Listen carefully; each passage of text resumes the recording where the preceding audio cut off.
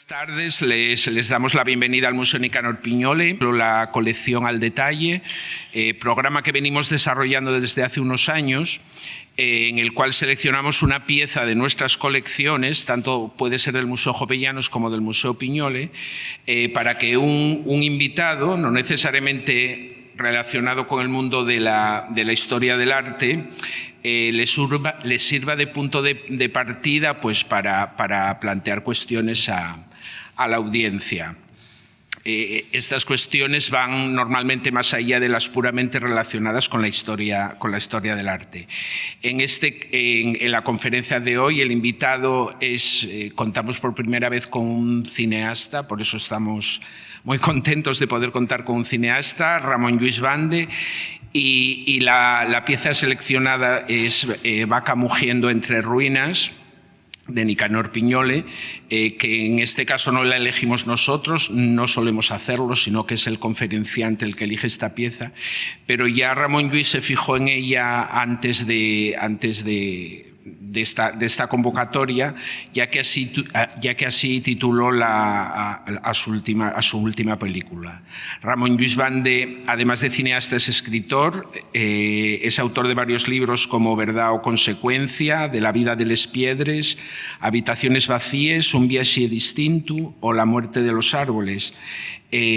Fue director del periódico Les Noticias hasta el año 2006 y entre su larga y dilatada filmografía destacan algunos títulos como El fulgor, El paisano, Un retrato colectivo, Aquí y en otro tiempo, El nome de los árboles y más recientemente Vida vaquera, Cantares de una revolución, Hotel Asturias y la que nos reúne hoy, que es Vaca mugiendo entre ruinas. También ha hecho televisión, donde ha dirigido varias series de documentales como Camín de Cantares, Ende, codirigida con Luis Argeo, Huelos o La Alzada. Y la revista audiovisual Pieces, que tanto gusta y tanto nos gusta. También dirijo alguna película musical para bandas y músicos de aquí de Xixón como Manta Rey, Nacho Vegas, Mus y Viva Las Vegas o Electra. La obra elegida fue grabada por Piñole en 1937 en plena guerra civil.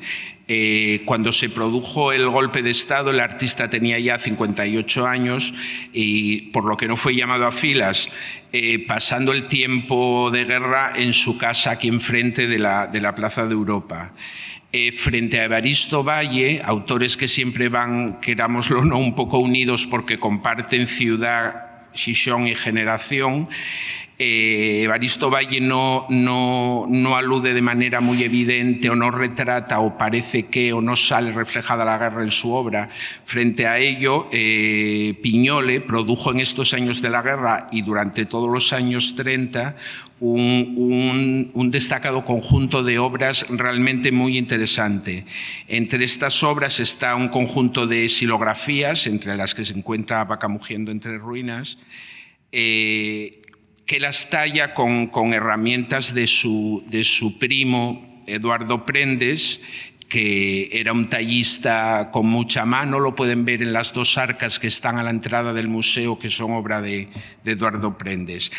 Tal como nos cuenta Lucía Peláez en el artículo donde estudia este periodo, Testimonios desde la retaguardia, durante los años de la guerra será la primera y única vez que el artista practica el grabado, siendo la estampa seleccionada hoy un excelente testimonio de esta técnica y de este momento.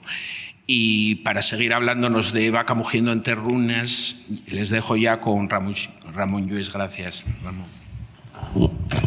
Gracias a vosotros. Primero eso, agradecer la invitación al museo para poder tener este encuentro y comentar un poco desde varias perspectivas cómo yo entiendo la relación del cine con la pintura, cómo la pintura se puede traducir al lenguaje cinematográfico en cierta manera y como vamos a ver trascendiendo la propia pintura, ¿no? Que fue la intención que yo tenía detrás de Vaca mugiendo entre ruinas, ¿no? Que ya era, porque si nos da tiempo, porque creo que me enrollé bastante, intentaré ir rápido para que nos dé tiempo a las tres partes en las que tenía dixebrada esta charla. Na película utilizo delles maneras diferentes de acercamiento dende el cine a la pintura, ¿no?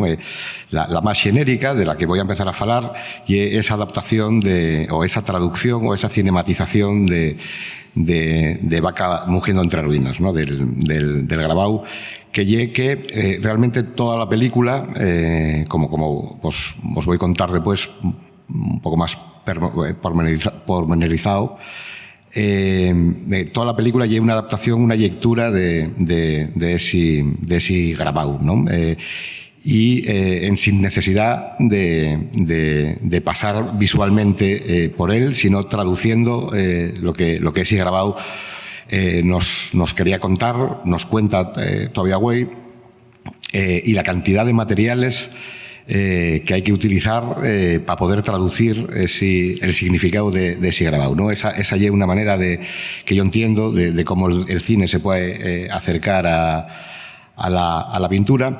Y después, dentro de esa, para poder contar bien ese Grabau, tuve que emplear otros tres pintures, otros tres cuadros de Piñole y otra colección de dibujos, ¿no? Entonces, para explicar esa xilografía, Vaca mugiendo entre ruinas, fueron muchísimos los materiales documentales y artísticos que tuve que utilizar y que, bueno, vamos...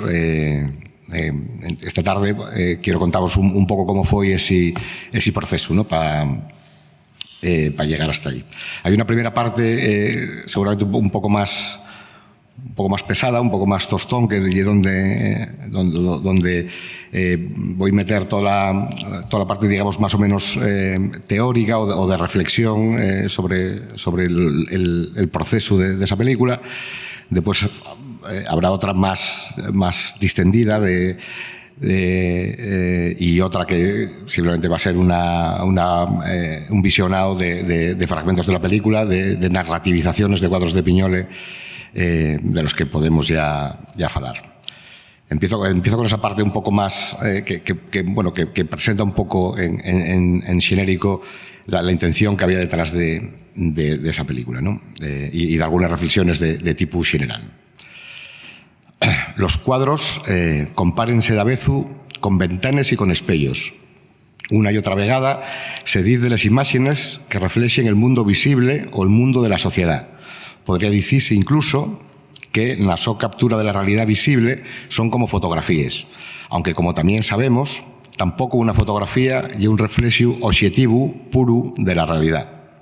Nesti sen, el historiador británico Peter Burke planteó una cuestión esencial para poder averarse a la historia política colectiva empleando como base imágenes de ese pasado, que era una pregunta muy básica, ¿no? ¿Cómo puede utilizarse la imagen artística como testimonio histórico? Y propone 3 puntos a seguir para dar con la respuesta correcta y no equivocarse en el camino. El primer punto dice que el arte puede ofertar testimonio de algunos aspectos de la realidad social a la que los textos no nos dan importancia, sobremanera en algunos lugares y de algunos dómenes. En segundo lugar, hay que tener en cuenta que el arte figurativo, les más de las veces, es menos realista de lo que parece. Más que reflejar la realidad social, distorsiónala. Por lo que la persona que se avere a él tiende a tener en cuenta las intenciones de los pintores y los fotógrafos y sobremanera, esto suele ser muy importante, la de los patronos o clientes.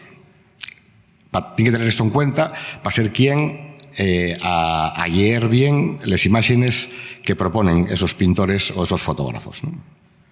Y el tercer punto, y que esas distorsiones que produce la subjetividad del artista son un testimonio importante de ciertos fenómenos interesantes para el estudio de la época o el tema reflexiado, para entender ciertas mentalidades, ideologías o identidades. La imagen material o literal constituye un buen testimonio de la imagen mental o metafórica del yo o del otro. Bueno, pues para esta película tuve en cuenta seguir un poco estas fases, ¿no? y intentar entender con qué tipo de material estaba trabajando. Y volviendo a la idea inicial que sugeriría estas tres preguntas, Vaca mugiendo entre ruinas, la xilografía de Piñole, tiene para mí las cualidades de una ventana. Al través de él, si lo miramos con atención, si dedicamos el tiempo suficiente, si lo estudiamos trascendiéndolo, asomámonos al momento más trascendente de la historia contemporánea de Asturias. Y como aseguraba Burke, no nos asomamos desde una objetividad imposible, vedada a las acciones creativas humanas, sino desde una mirada comprometida, progresista, afectada y esmolecida por lo que registra. Al tiempo, Vaca mugiendo entre ruinas y también un espello. Mirándolo, devuélvenos la nuestra imaxe colectiva nese momento de la historia. Vémonos nos últimos meses de la guerra en Asturias y, más importante que eso, vémonos como pueblo y como clase en guerra, solos, dignos y resistiendo. Si Asturias fuera un país normal, que se conociere, que se tuviera aprecio, que se respetare, consideraríamos ese grabau modesto, como el propio pueblo del que naz, como la obra plástica más importante del nuestro siglo XX. Tendría un papel público e institucional relevante. Todos los asturianos lo conocerían. Y después de esta reivindicación necesaria de esa obra, vamos a hacer un poco de historia sobre el propio cuadro, ¿no? En el verano del 37, el pintor, ilustrador y escultor Goico Aguirre, delegado de Bellas Artes del Gobierno de la República y colaborador activo del Departamento de Propaganda del Gobierno republicano asturiano, encargó a Piñole, por petición del propio Consello de Asturias y Lleón, un grabau que reflexionara la situación en la que se topaba Asturias. Piñole dio respuesta al mandau con esa xilografía, Vaca mugiendo entre ruinas. Con una intención simbólica clara y una apuesta de una carga identitaria fuerte, Piñole sustituye al toru, símbolo tradicional del pueblo español en la pintura, por una vaca berrando entre la desesperación, el dolor y la rabia que representa la resistencia aislada de las Asturias que sigue luchando contra el ataque del fascismo. Como muy bien explicó Lucía Peláez, directora deste museu, la vaca, somorguiada nun paisaxe de ruínas, malapenes suxeriu, nel que se percibe el pegollo dun orru como referencia de la identidad asturiana, simboliza la fuerza, pero también la impotencia y la soledad dun pueblo abandonado a la so suerte. L'arte como instrumento de resiliencia frente a la barbarie. El resultado de todo esto es una imagen muy icónica que resume na so modestia, como ya dije, el momento más trágico, pero también heroico y fascinante de la historia contemporánea de nuestro país. De la necesidad de compartir con los espectadores la existencia de ese grabau y sobremanera el so significado, toda la historia en todo el sentido polisémico de la palabra que había detrás de él y que, en cierta manera, nos robaron. Y en ese gesto, afirmar a la Cámara como heredera de aquella manifestación de resistencia que el pintor representó. ¿Y qué representó el pintor? El 24 de agosto de 1937, el Consello Interprovincial de Asturias y Lleón, máxima autoridad republicana del territorio, constituíse en Consello Soberano de Gobierno de todo el territorio de la so jurisdicción y a él queden íntegramente sometidas todas las jurisdicciones y organismos civiles y militares que funcionen y vayan a funcionar de arreu dentro del referido territorio. Como podemos leer en el decreto de soberanía fecho público ese día, el 24 de agosto del 37.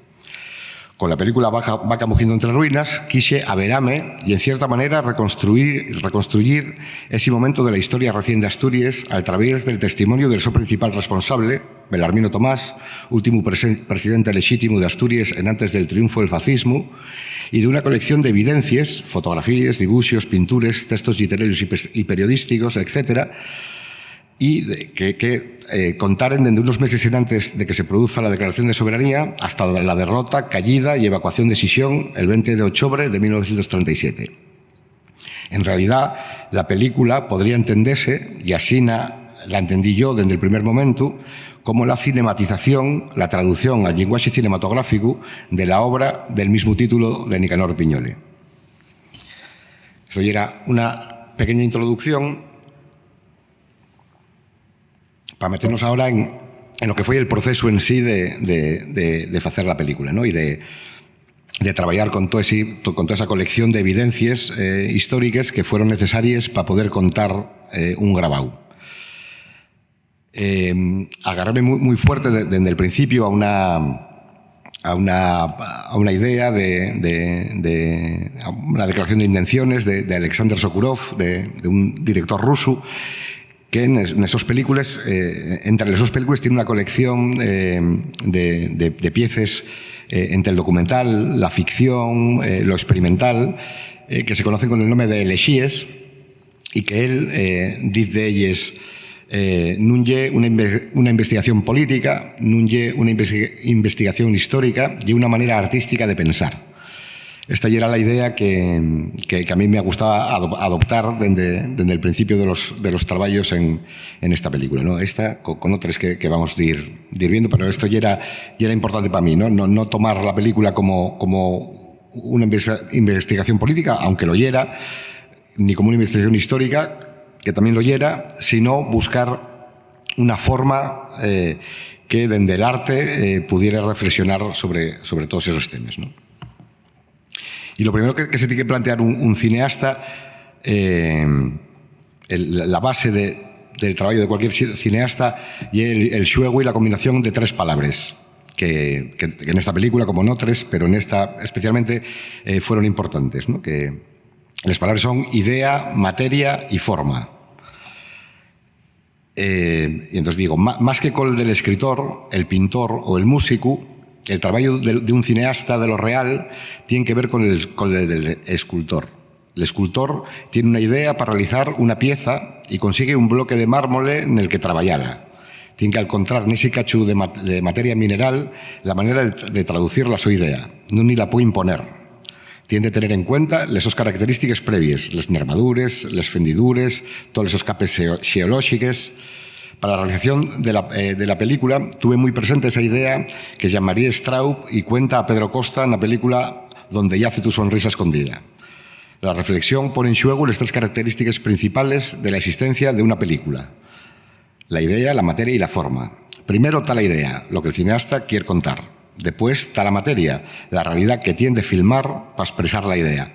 Y más tarde llega la forma, la manera en la que la idea se relaciona con la realidad filmada. La teórica serbia Bayone Sivaec explica en su ensayo que es una película política, como para Straub la resistencia de la materia a la idea es como una lucha de clases que se resuelve dialécticamente a través de la forma. Straub refuga el formalismo, esto es la imposición de la idea a la realidad, porque considera que es arbitraria y poco rigurosa, cuando surge nada más del capricho del cineasta. Considera que la materia ya contiene la historia y en cierta manera dicta la forma. Tienes que ver las cosas con claridad, dice Straub. Primero está la idea, después está la materia y más tarde aparece la forma, y no hay nada que puedas hacer al respecto. Esta idea fue muy importante al que estamos hablando, como bueno, vamos a ir viendo más adelante, de una película construida casi completamente con materiales de archivo, ¿no? Con lo que la materia, en este caso seguramente de una manera más radical o más explícita que en otras, ya marcaba el camino y había poca posibilidad de llevar todos esos materiales por un sitio por el que ellos no quisieran ir, ¿no? Vaca mugiendo entre ruinas y una elegía.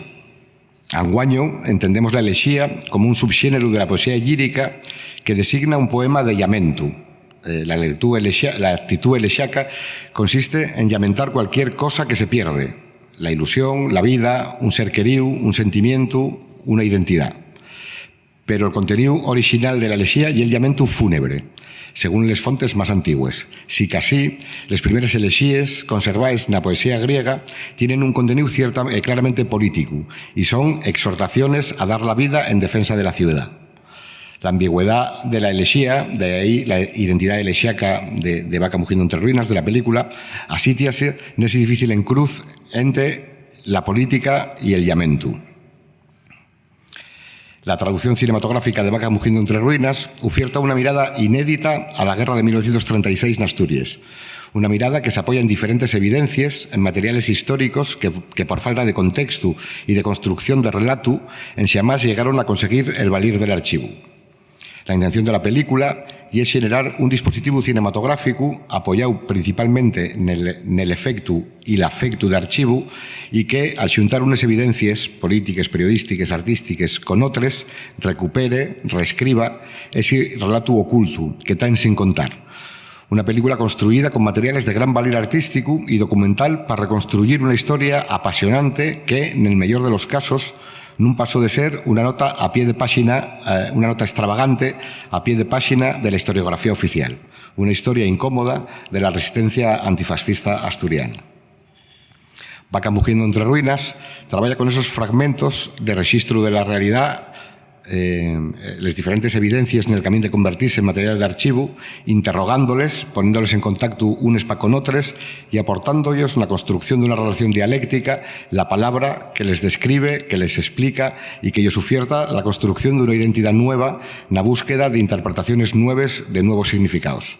Siguiendo a Didier Huberman, no veo por qué el fecho de trabajar sobre los archivos me tiene que privar de un trabajo creativo de elaboración, de una búsqueda artística. Al contrario, pienso que el archivo, una masa de información desorganizada, no puede llegar a ser significante en un contexto artístico si no se elabora de una manera paciente, trabajando con el rigor y el tiempo que necesita un historiador, siempre mayor que el que necesita un cineasta para hacer una película. Consciente de que una imagen de archivo, una imagen fonte, nunca puede ser un punto de origen simple, sino que ya representa un tiempo estratificado y poro complejo, esas imágenes sin imaginación, utilizando la definición que hizo del material de archivo Klaus Lassmann, el director de Shoah, la película seguramente más importante de la historia del cine, esas imágenes en sin imaginación están inscritas en el universo de la prueba, de la demostración indiscutible de la su inscripción no real, trabajando en contextos audiovisuales que les pongan en relación. El cinematógrafo puede dotarles de esa imaginación que ellos falta, descubriendo el relato tapecío que sume emoción a esos fragmentos de verdad exacta, rompiendo el efecto de fetichización, ese momento de la historia en la que la imagen para devolver la su inscripción en una concepción dinámica de la historia del presente. Porque como Lanzmann afirmó de la obra magna sobre el intento de exterminio de los judeos europeos en los campos de concentración nazis, en Shoah, la intención de Vaca mugiendo entre ruinas ya era la misma que la de él, ¿no? Era una película que no estaba fecha para comunicar informaciones, pero que a la fin informaba de todo. Otra frase importante en el proceso de hacer una frase y un personaje importante en la película, ¿no? Fue el cineasta soviético Dziga Vertov, porque yo creo que al final la película Va cogiendo entre ruinas, al al ser ese trabajo de exploración en el archivo, al ser realmente un dispositivo de montaje continuo, como decía Vertov, que tenía que ser el cine huello, todos esos orígenes del cine soviético, siempre emparenté mucho el resultado de la mi propuesta con ese cine soviético de los años 20 y 30, ¿no? Y había una idea central en el pensamiento de Vertov que decía: el papel esencial del cine y afitar los documentos y los fechos, afitar la vida y los procesos históricos. Esta ya era la idea que Vertov decía que tenía que estar detrás de un cine verdaderamente nuevo y en el caso y en el contexto de un cine realmente revolucionario, ¿no? Un cine que renunciara de mano a la ficción, al trabajo con actores, a una serie de cosas y que él decía que el cinematógrafo podía ser una herramienta de esa lucha revolucionaria de construcción de una sociedad nueva y del hombre nuevo, ¿no? Que en cierta manera y era lo que los protagonistas de Vaca mugiendo entre ruinas estaban intentando hacer en Asturias también, ¿no? En la época que refleja la película. Todo el proceso de la película planteélo como una reflexión sobre la capacidad del archivo para generar memoria, construir un diálogo de una colección de fotografías con una serie de testimonios escritos de la mesma época esperando que pasare algo. Y tenía una idea quasi mística, ¿no? Superar los significados independientes de les imágenes y les palabras para que xuntes en contacto, en relación generando una relación dialéctica, generaren un incendio. Y el fuego y una realidad viva.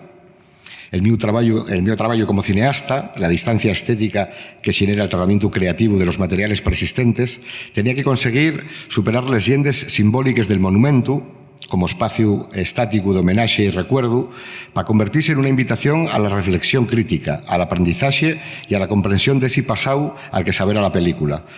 Esa resistencia organizada de la clase obrera asturiana contra la agresión del fascismo español y europeo en 1937. Un traballo imprescindible que ya estaba fecho, por lo menos en parte, y era que las evidencias fotográficas, artísticas, periodísticas, estaban conservadas, archivadas y más o menos organizadas, garantizando de esta manera la supervivencia como parte de la nuestra memoria colectiva. Porque, como asegura la cineasta portuguesa Susana de Sousa Díaz, un archivo constituye un de los accesos privilegiados al pasado, ya que lle un de los recursos al través de los que se intenta dar respuesta a las paradoxes del tiempo y de la memoria. Si casi, l'archivo no se puede confundir con la memoria que quiera bellugar. L'archivo solo non lle quien a generar esa memoria. Y el trabajo cinematográfico con ese archivo, que un archivo no deja de ser al tiempo simiente de olvido también, el que puede generar una forma que consiga que la memoria entame a trabajar. Y cuando la memoria trabaja, empieza el cuestionamiento del poder, porque como escribió Derrida, no hay poder político en sin poder sobre la memoria. Después hubo otras preguntas muy importantes, claro, para la película, que como os estoy contando, si no la visteis, pues está construida todo con imágenes de archivo, y había una pregunta muy importante que lanzara la cineasta argentina Albertina Carri en una película suya que se titulaba Restos y que reflexionaba sobre el papel del archivo, y hacía una pregunta importantísima en este caso, en la que acumular imágenes y resistir, y es posible devolverlos agora el sofustage desafiante. Y eran dos preguntas que me retaban mucho, ¿no?, a la hora de construir la película, ¿no? Y Vaca mugiendo entre ruinas con esa película quería transformar las dudas de Carri en afirmación colectiva y afirmar directamente que sí es posible recuperar la apariencia desafiante de esas imágenes, el so potencial vital, el so presente exquisito preñado de futuro. De esa colección de fotografías, de cuadros y textos que el poder quiso que no conociéramos o que conociéramos mal, desactivados y banalizados.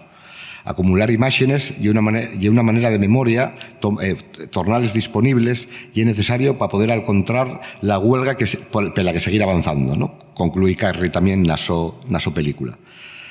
Acumular esas imágenes que anguaño funcionen a más como conectores entre el pasado y el presente para construir una película que no proponga celebrar la memoria, sino activarla desde una perspectiva crítica que valga para reconstruir una identidad, la identidad de una clase y de un pueblo.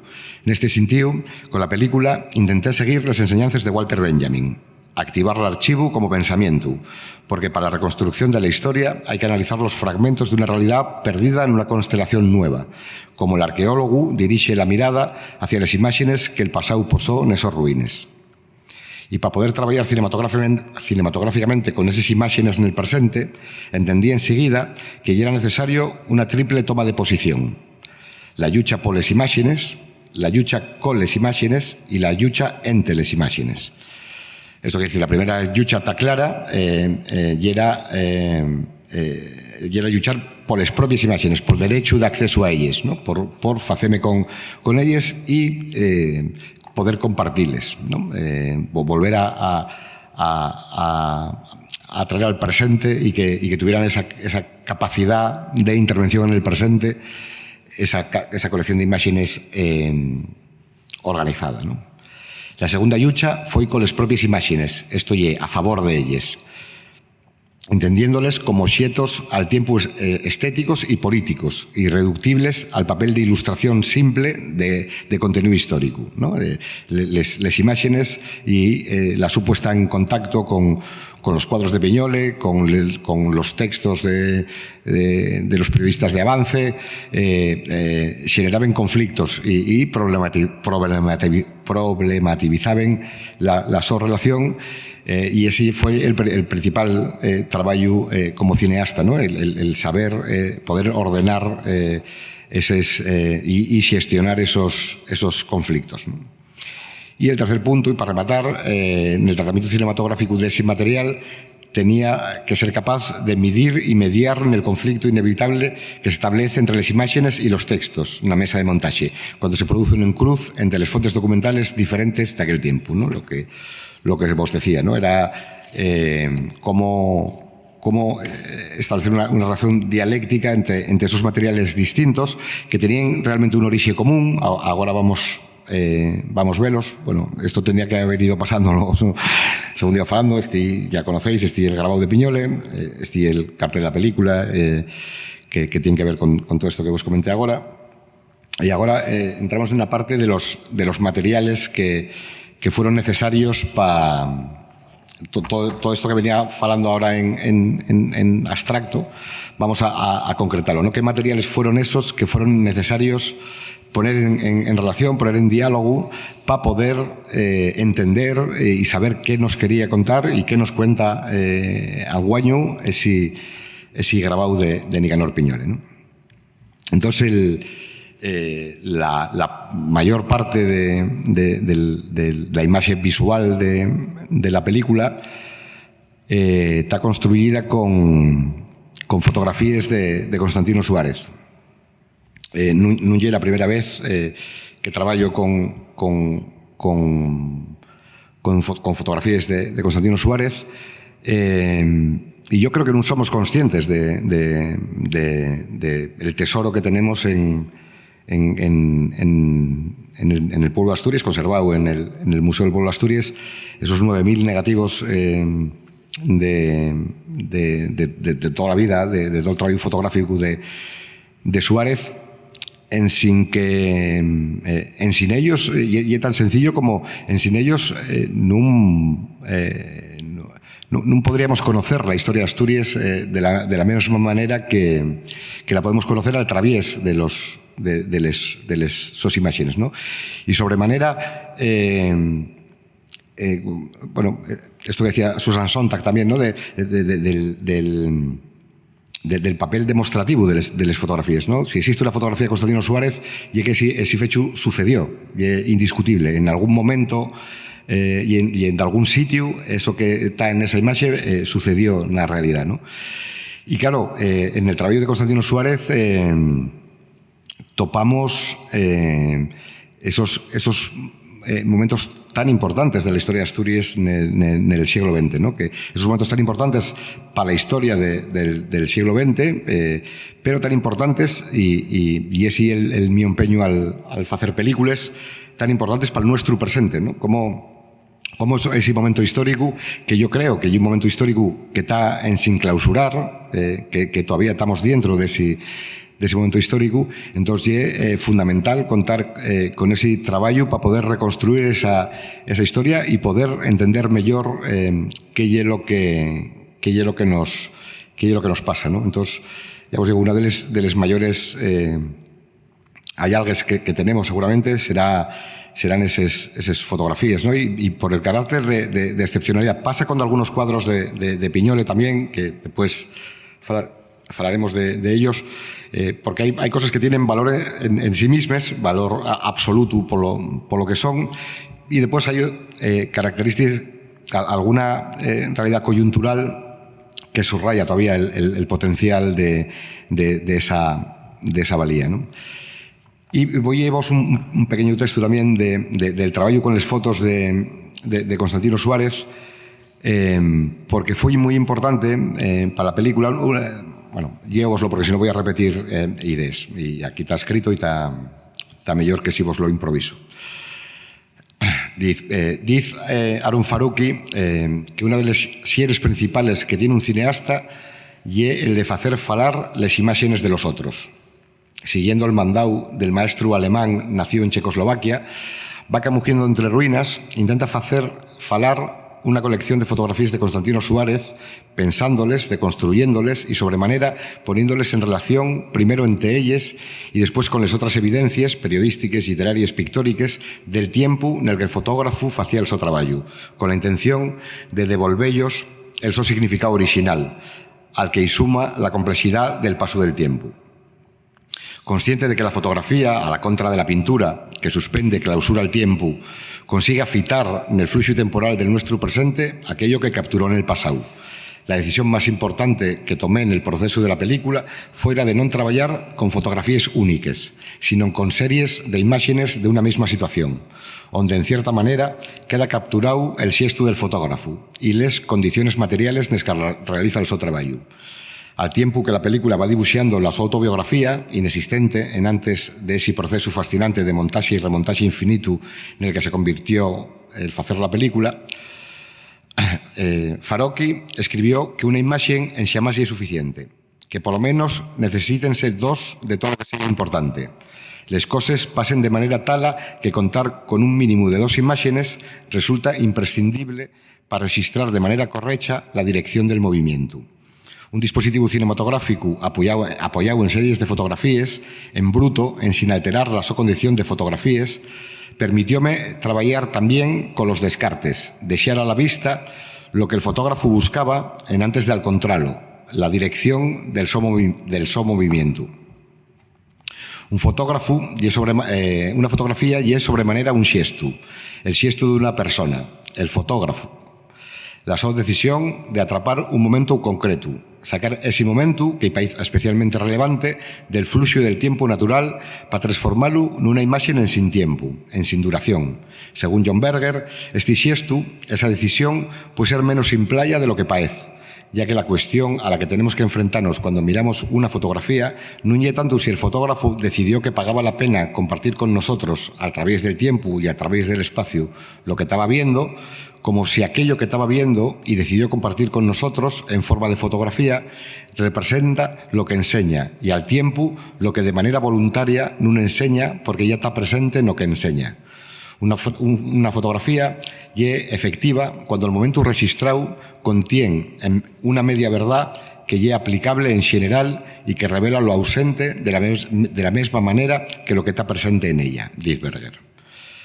La naturaleza propia de una fotografía, al contrario que la pintura, que funciona traduciendo la realidad al su propio lenguaje, a ella conserva y presenta un momento agarrado de un continuo y poro refiere tanto a lo que se ve como a lo que no se ve, pero estaba. Les fotografías interésennos como pruebas de una verdad concreta, en cuanto son quien a registrar un momento de lo real y al tiempo el su contexto. Nesti sen, como también señala Berger, tenemos que depender ayer las fotografías de la misma manera que se yen les buergues o los electrocardiogramas. La fotografía tiene un papel central en la lucha ideológica. De ahí que tenemos la necesidad de entender un arma que estamos usando y que pueden usar contra nosotros. En este sentido, hay momentos de la historia de todos los pueblos mutilados en la construcción del relato oficial de lo que fueron, seguramente para convertirlos en eso que son anguaño. ¿Qué pasa cuando aparecen fotografías de esos momentos y un cineasta les ordena y clasifica con rigor y precuro? ¿Qué pasa cuando ese fragmento de relato de lo que somos, recuperado de un escaezu interesado, entra en contacto con el presente? Esas eran las dos preguntas esenciales que me permitía el trabajar con las imágenes de Constantino Suárez, ¿no? Ordenales, dallos un contexto, recuperar muchos textos, y ahora vamos a pasar a los textos, recuperar muchos textos que nacieron con ellos, pero que nunca llegaron a estar juntos, en verdad. Fue una de las cosas que me prestó mucho cuando en el proceso de hacer películas topo de algunos momentos en los que entiendo que el trabajo que estoy haciendo puede tener cierta cualidad de reparación son momentos muy excitantes, ¿no? Y, por ejemplo, en este caso pasó bastante. Constantino Suárez, gran parte de ese archivo, ¿no?, que nos cuenta la guerra en Xixón y en Asturias, fízolos por encargo del diario Avance, ¿no?, del periódico socialista que se publicaba en Xixón, y que era un poco la voz oficiosa del propio Consello Interprovincial de Asturias y Lleón, y después del Consello Soberano, ¿no? Xunto con las imágenes de Constantino Suárez, el otro material imprescindible para poder construir la película, y lo que esto significa, poder reconstruir ese momento de la historia de Asturias, fue la colección de periódicos, la colección de Avance del año 37, ¿no?, que lleva una absoluta maravilla desde la perspectiva de poder entender aquel momento, ¿no?, de poder entender aquel momento político y las cosas que pasaban, y por qué pasaban las cosas que pasaban, y cuál era la intención y la invención y la ambición de las autoridades republicanas asturianas, más allá de resistir en esos momentos de agresión y guerra salvaje, ¿no? Entonces, en Vaca Bujiendo entre ruinas construye su comentario sobre las noticias publicadas por este diario, que daban cuenta de las principales actividades políticas desarrolladas por el Consello y por las organizaciones que lo conformaban. La película no actualiza ni altera los textos, generando una sensación de presente absoluto na pantalla.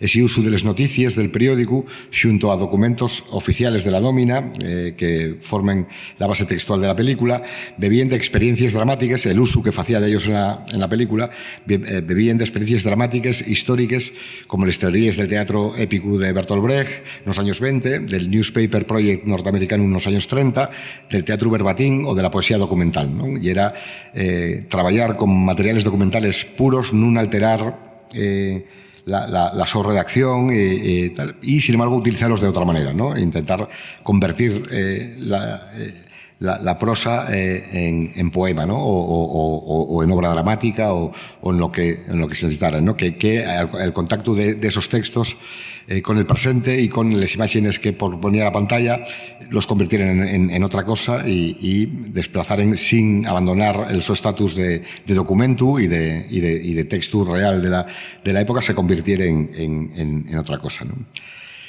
Y llega otro momento de reivindicación que está relacionado con las páginas del diario Avance,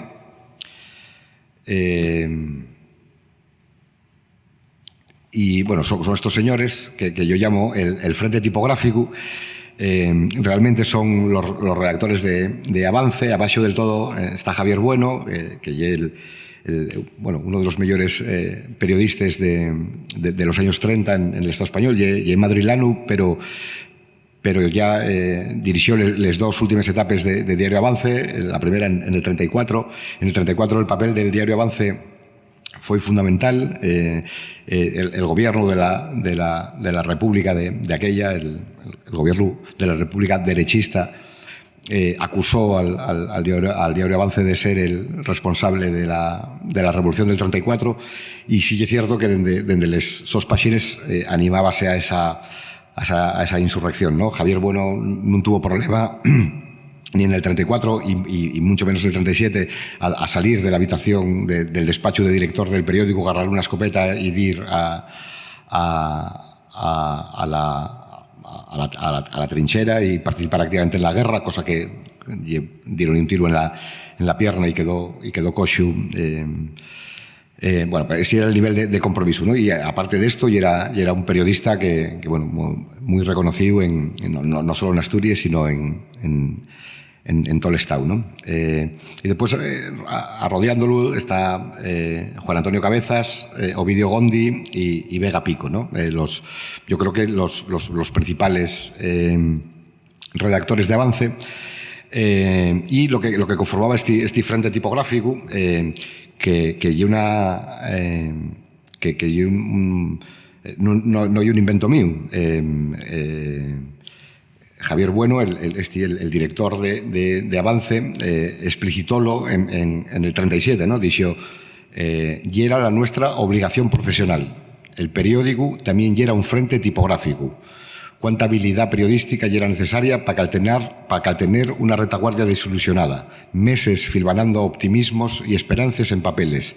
Había que seguir escribiendo para caltener la moral de la población civil. Había que convertir les derrotes del frente en victorias tipográficas. Esta ya era el papel que Javier Bueno asignaba al periodismo en Avance, ¿no?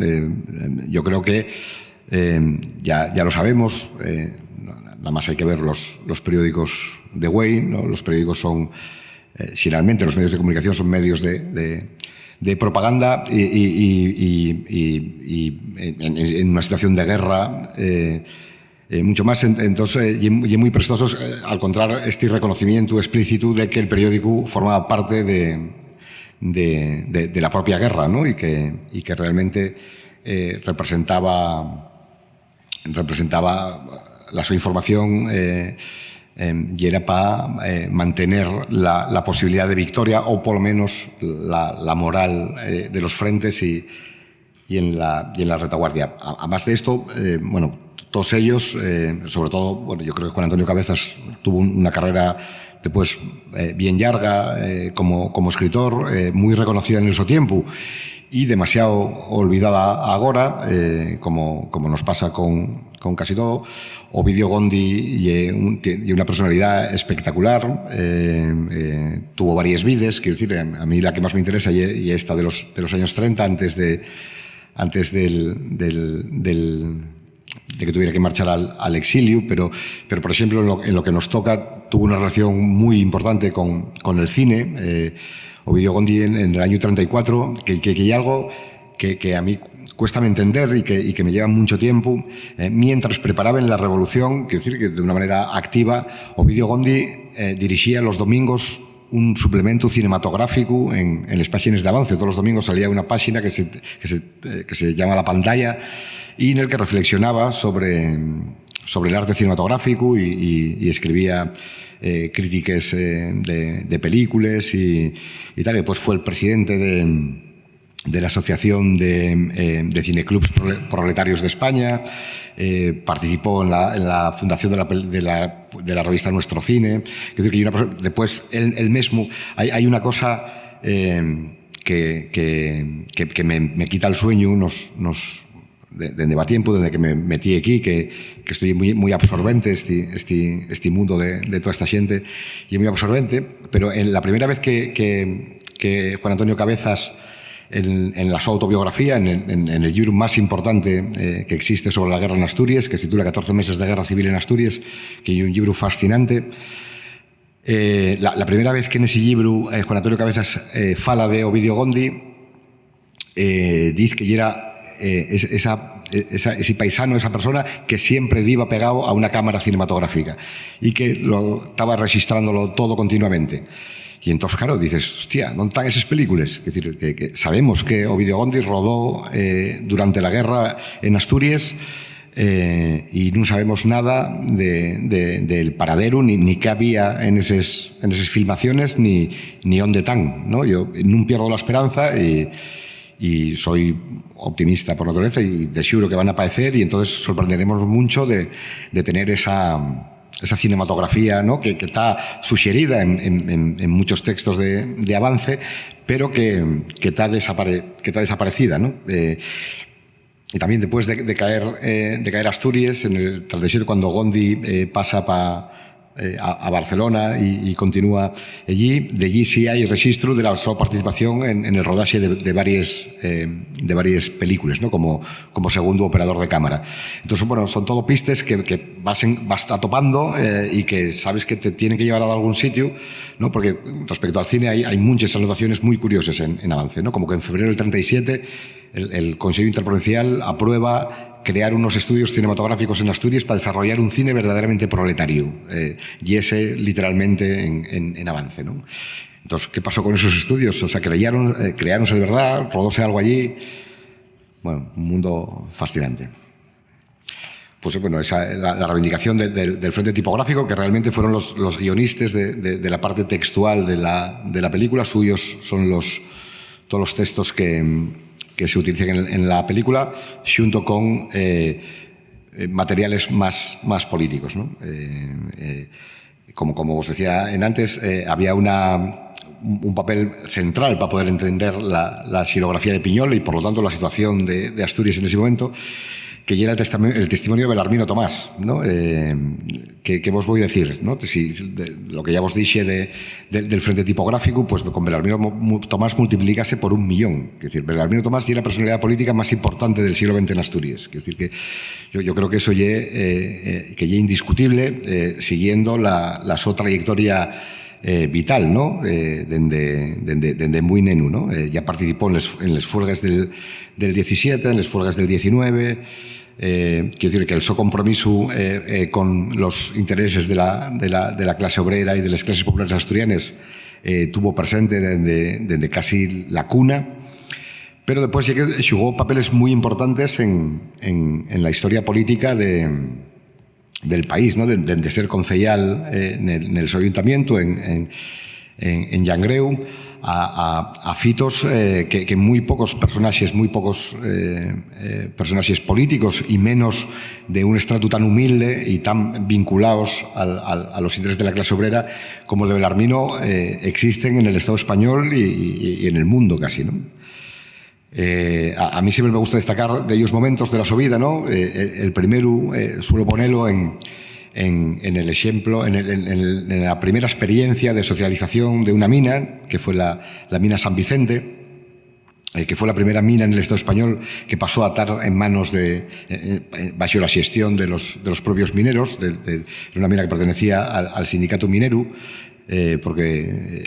y en tiempos de la dictadura de Primo de Rivera, ¿no? Que es ahí un elemento también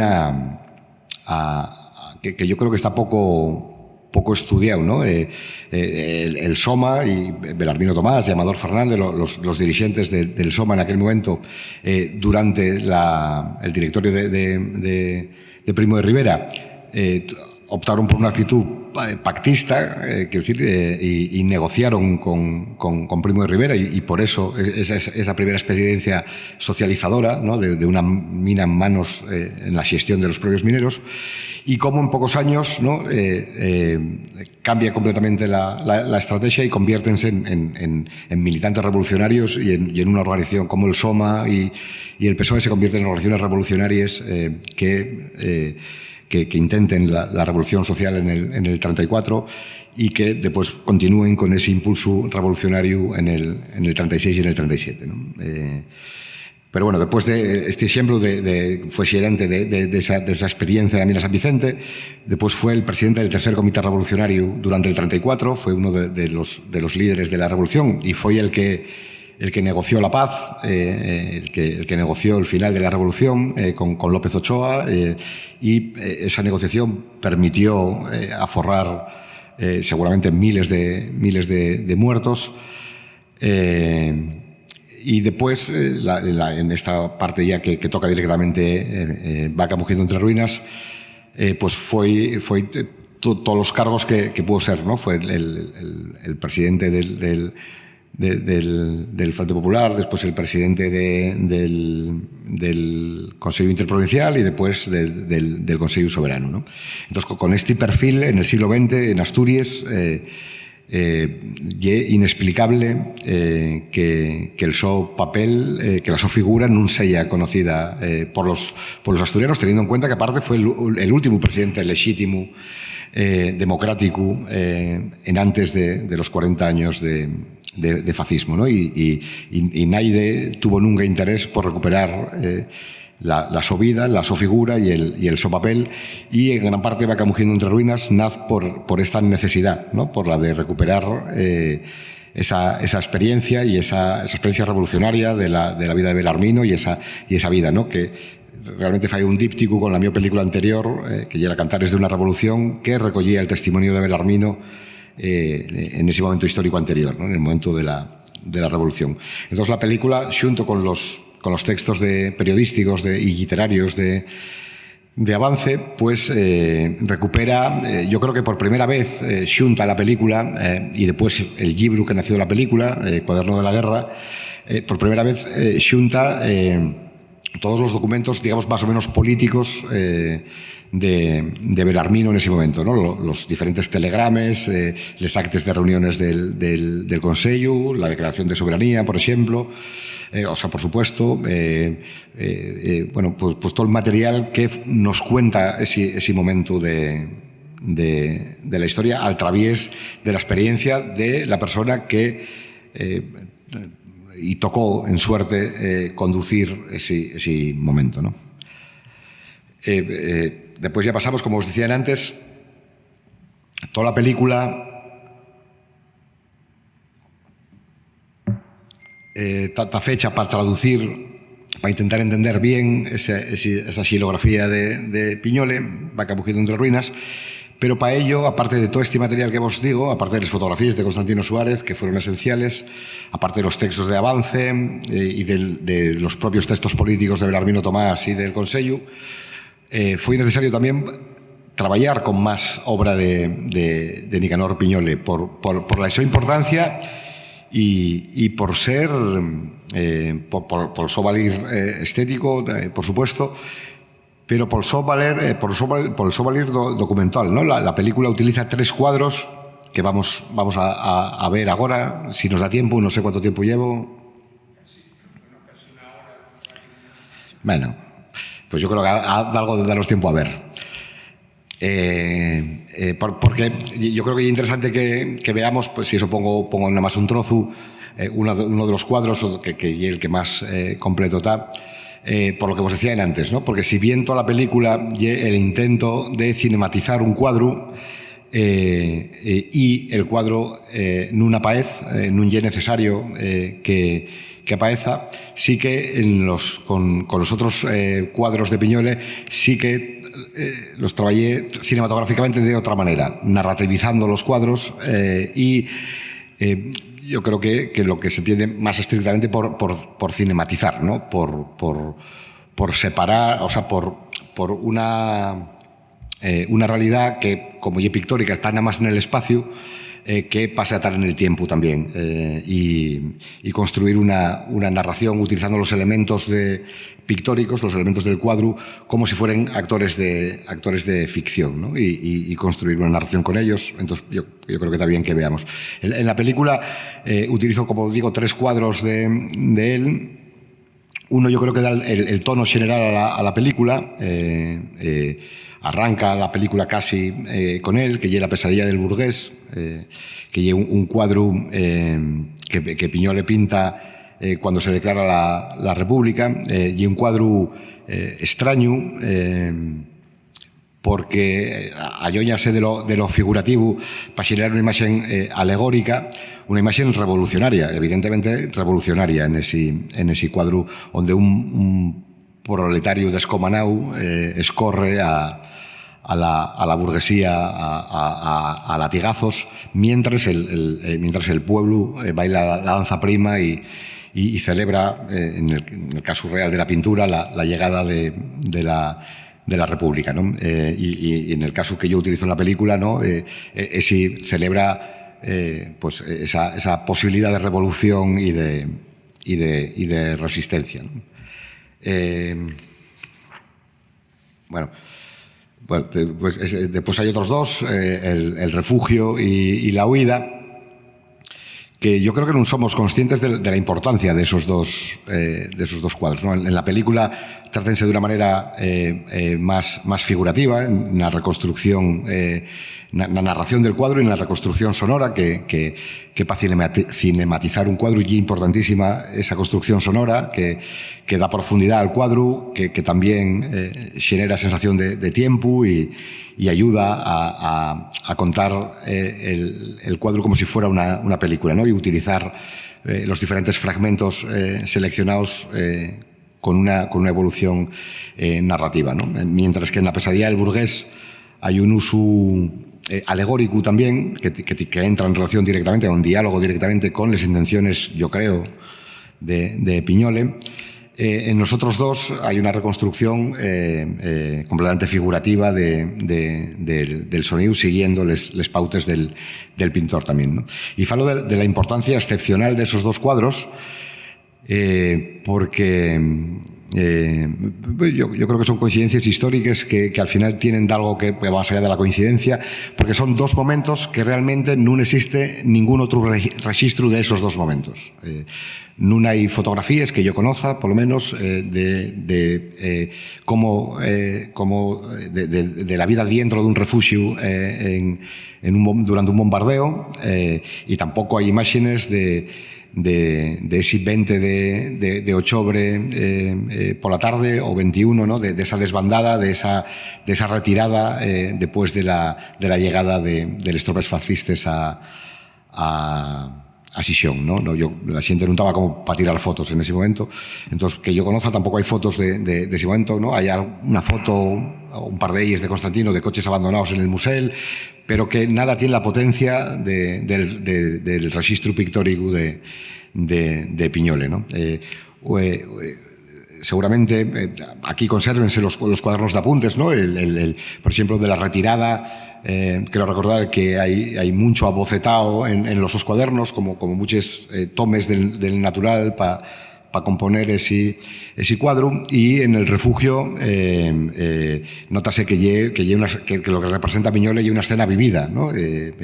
Hay gente que dice que incluso está autorretratado, ¿no? Dentro del cuadro, pero bueno, te ha autorretratado dentro del cuadro non, lo que sí es cierto y que una experiencia que transmite desde la experiencia, ¿no? Entonces, claro, son dos imágenes de tanto poder simbólico para nosotros, para todos los asturianos, como casi únicas imágenes de esos dos momentos tan importantes, que eso multiplica por mucho el valor artístico que ya tienen de por sí los cuadros, dando ese valor documental y ese valor casi que provoca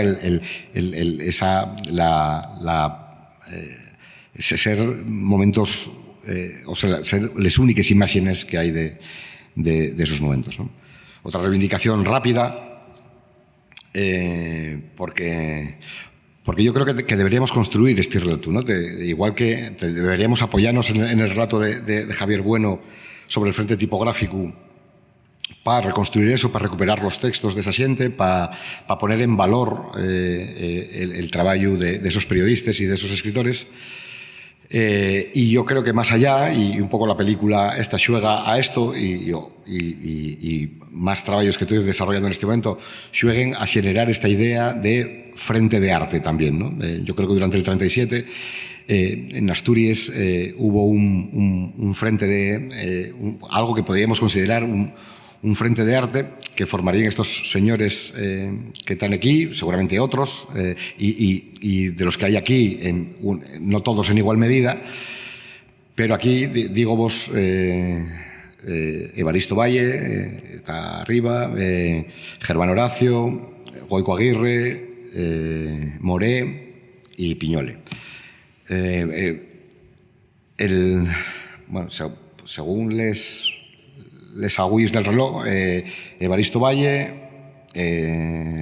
Germán Horacio, Goico Aguirre, Moré y Piñole, ¿no? Y así, todos ellos, seguramente el menos vinculado a este frente de arte sería Evaristo Valle, porque todos los demás tuvieron alguna relación directa, hicieron obra de alguna manera dentro de la guerra, ¿no? Y como parte de la guerra.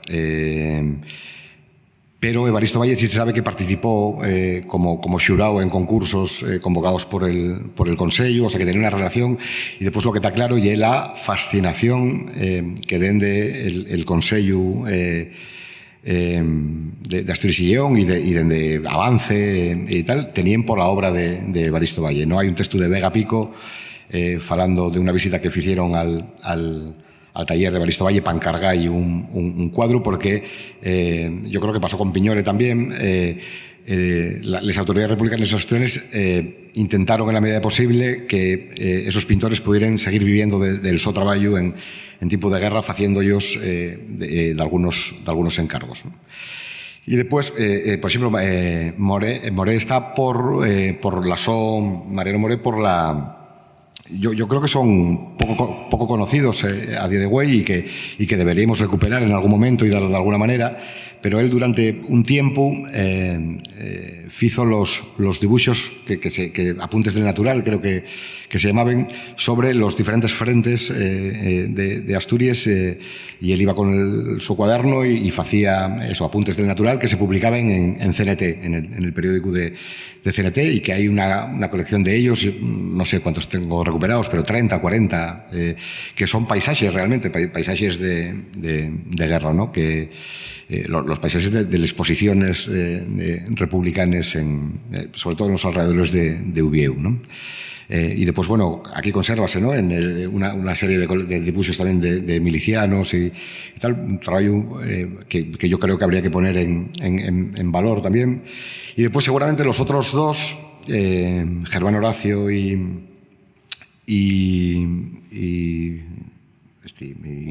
Germán Horacio y Goico Aguirre, serían seguramente las dos personas más abiertamente vinculadas al gobierno republicano, ¿no? Goico Aguirre, como ya dije antes, creo, y era el delegado de Bellas Artes del gobierno de la República en Asturias, un colaborador, bueno, él fue el responsable de la conservación del patrimonio artístico asturiano en esos tiempos. Él salvó a la Virgen de Covadonga, imagino que la anécdota ye conocida. Y después hay un papel fascinante, que eso estoy trabajando ahora en ello, que son las viñetas antifascistas que publicaba en el diario Avance durante el primer número del 37, hasta unos meses después, que son de un valor documental excepcional y vistes en presente, ¿no? de una alerta antifascista en presente, ¿no? Y cómo empírica, cómo explica con los sus dibujos, ¿no? que realmente la guerra civil tenía poco de guerra civil y mucho de primera batalla de la Segunda Guerra Mundial, cómo la amenaza y era el fascismo europeo y déxalo clara y transparente en eso, ¿no? Que muchos de los que colaboraba con Goico Aguirre, el frente tipográfico, ¿no? A la hora de plantear los guiones, ¿no? Y ahora estoy trabajando para la Semana Negra, saldrá un libro que recupera todas las viñetes que publicó en Avance y que yo creo que es importante recuperarles y más en este momento, ¿no? Y después está Germán Robles, fiu de Pachín de Melás, cartelista brillante y, por ejemplo, el autor de los dibujos de los belarminos, de la moneda oficial del territorio, que no es tontería para un artista dar imagen a la moneda del territorio, porque los territorios muchas veces expresen lo que quieren ser y lo que son a través de los dibujos de les monedas, ¿no? Y ahí evidentemente hizo una serie de dibujos, ¿no? que representaban Asturias como el país de los obreros, de los campesinos, con una iconografía muy potente, ¿no? Entonces yo creo que está bien que habría que empezar a reivindicarlos casi como grupo, ¿no? con esta etiqueta de frente de arte por el su papel decisivo que tomaron en el compromiso con la legalidad y con las ideas republicanas, que ese compromiso no restó nada a la su calidad artística, ¿no? Y mira, y llegamos a los cuadros, ¿eh? Entonces vamos a ver dos, si os parece, son 10 minutos y ya no, yo no falo casi y así olvidáis vos de mi voz con la que tendréis pesadillas güey de noche. El primero es La pesadilla del burgués, y pongo voslo como ejemplo esto de una narrativización de un cuadro que intenta seguir el significado alegórico del cuadro y no xugar a lo figurativo.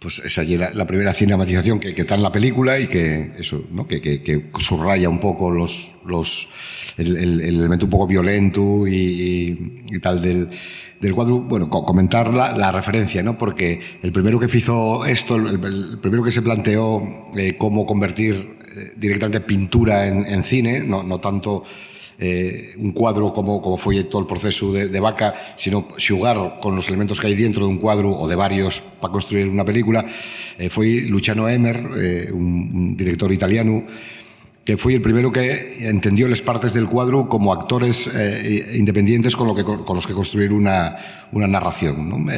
Y que los documentales de arte, que hasta ese momento dedicábanse a enseñar obras o a contar la biografía de un artista o a ese tipo de cosas, sirvieran para contar historias como cualquier otra película, ¿no? Entonces, las enseñanzas de este Luciano Emer, que después adoptó, y yo llegué a Emer al través, sobre todo del cine de Alain Resnais, de la adaptación del Guernica o de la película que hizo sobre Van Gogh o sobre Gauguin, y xugaban a esto de construir narraciones y dar tiempo, xugar con diferentes planos, bueno, pues construir lo que lleve una imagen fixa de un cuadro en sin tiempo, en una realidad narrativa en la que se reconstruye ese espacio en el tiempo, ¿no?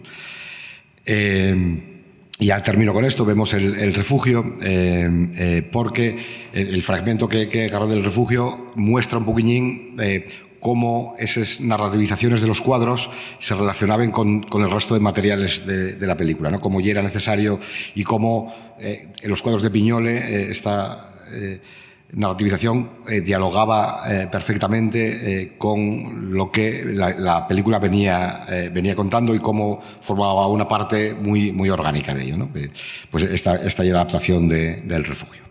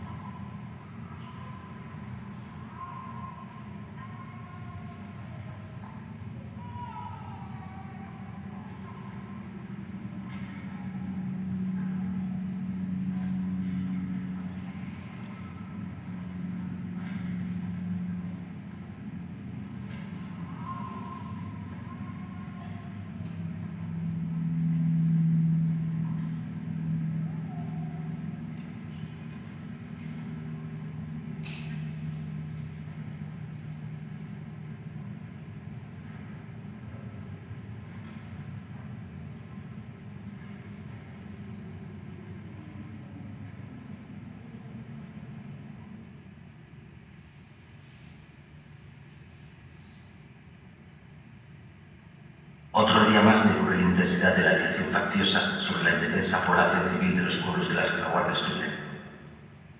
Por la mañana bien temprano, a las 7:30, cuando aún descansaban los gijoneses, aparecieron sobre la ciudad 7 aparatos de bombardeo, que después de dar una vuelta sobre la población, descargaron más de un centenar de bombas, muchas de ellas de gran tamaño. El bombardeo se prolongó durante media hora. Columnas de humo envolvieron la ciudad. El vecindario corrió presuroso a los refugios, mientras los cazas rebeldes descendieron, tratando de alcanzar a los fugitivos con los disparos de sus ametralladores. Los aviadores facciosos arrojaron su metralla a las calles más céntricas. Muchas casas de 4 o 5 pisos se han venido abajo. El pueblo gijonés ha reaccionado de manera admirable, condenado con toda energía la criminal conducta de quienes siembran por donde quiera que pasan el luto y el dolor. Todo el mundo se muestra dispuesto a resistir hasta el último momento, aunque los rebeldes lo arrasen todo. Se ignora todavía el número de víctimas. Las casas destruidas se aproximan a unos 50. También causaron las bombas enemigas daños en la conducción de aguas y otros servicios. Más tarde volvieron sobre Gijón los aparatos extranjeros, sin duda para comprobar los efectos del bombardeo realizado por la mañana.